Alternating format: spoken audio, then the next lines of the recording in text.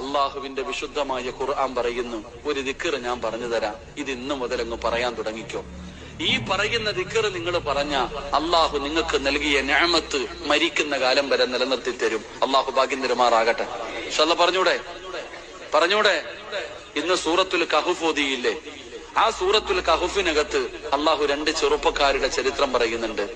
അതിനകത്ത് ഒരു ചെറുപ്പക്കാരൻ തന്റെ കൃഷിയിടം മുഴുവനും തന്റെ വിളവുകളൊക്കെ നഷ്ടപ്പെട്ടു പോയപ്പോ ഒരാളോട് പറയുന്നുണ്ട്, ഒറ്റ ദിക്ർ പറഞ്ഞിരുന്നെങ്കിൽ നിനക്കിത് നഷ്ടപ്പെടില്ലായിരുന്നു.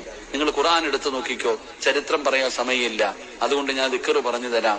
മാഷാ അല്ലാ പറഞ്ഞോ, മാഷാ അല്ലാ ലാ ഖുവത ഇല്ലാ ബില്ലാ.